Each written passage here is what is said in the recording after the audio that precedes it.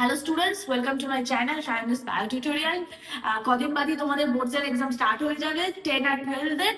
আজকে আমি কিছু টিপস নিয়ে এসেছি যেটা ক্লাস 10 এর স্টুডেন্টদের জন্য ভেরি ভেরি ইম্পর্টেন্ট।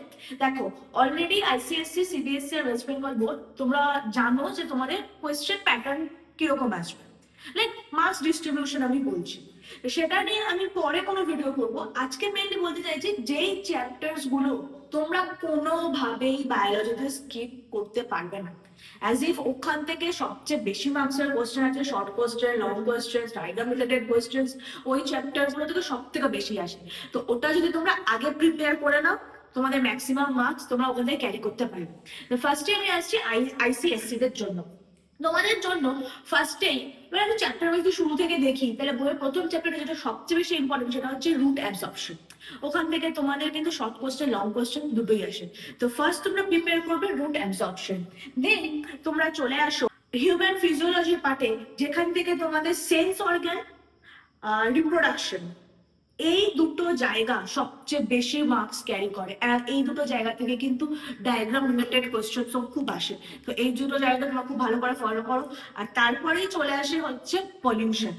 দেখো, শুনতে খুব ইজি, আই হোপ সবাই জানো বেসিক পলিউশন রিলেটেড কোয়েশ্চেন তো মানে অনেক কিছু ক্লাস থেকে পড়ছো। পলিউশন এই কটা চ্যাপ্টার তোমরা সবার আগে তৈরি করে নাও, সবচেয়ে বেশি মার্কস এখান থেকেই আসে। আইসিএসসি স্টুডেন্টদের পরে চলে আসি সিবিএসসি বোর্ডের ব্যাপার। আচ্ছা, তোমাদের যেহেতু কোশ্চেন প্যাটার্ন একটু আলাদা, তোমাদের ক্ষেত্রে আমি শুধু চ্যাপ্টার্স এর নাম না, তার সাথে কিছু ইম্পর্টেন্ট টপিকসও বলে দেবো চ্যাপ্টার ওয়াইজ। ফার্স্টে চলে আসে ডাইজেস্টিভ এনজাইম, এই জায়গাটা থেকে কিন্তু ইম্পর্টেন্ট কোশ্চেন আসে। এটা নেক্সট হচ্ছে ফটোসিনথেসিস। হ্যাঁ, চ্যাপ্টারটা একটু বড় শুনতে লাগছে, বাট এটা তোমরা কখনোই স্কিপ করো না, এখান থেকে কিন্তু ডেফিনেটলি 2-3 মার্কসের কোশ্চেন আসে। তারপরে ইম্পর্টেন্ট একটা কোশ্চেন হলো হার্ট সার্কুলেশন উইথ ডায়াগ্রাম। হ্যাঁ, এই কোশ্চেনটা তোমাদের উইথ ডায়াগ্রাম করতে হবে, কারণ এটা কিন্তু উইদাউট ডায়াগ্রাম আসে না। নেক্সট হচ্ছে যেটা ইম্পর্টেন্ট পার্ট, সেটা হলো ব্রেনের বিভিন্ন পার্টস আর তাদের ফাংশন একসাথে, ঠিক আছে। আর তারপরে চলে আসে সাইনাপস আর রিফ্লেক্স আর্ক।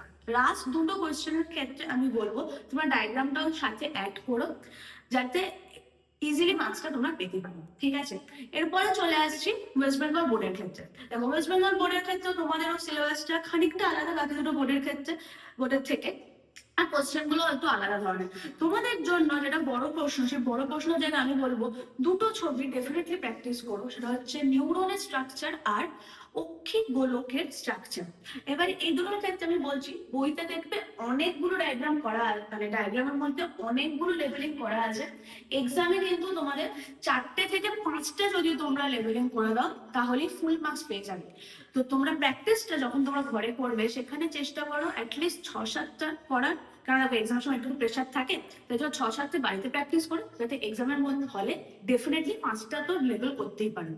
এখানে তাও আমি বলবো ডায়াগ্রামের মধ্যে যে লেভেলিং গুলো ইম্পর্টেন্ট সেগুলো একটু খেয়াল করো। সেটা হচ্ছে নিউরনের ক্ষেত্রে অ্যাক্সন, ডেনড্রাইটস, ঠিক আছে, প্রান্তপুরুষ, এগুলো যেন কোনো অ্যাক্সন হিলক, এই পার্টগুলো যেন কোনো মিস না হয়।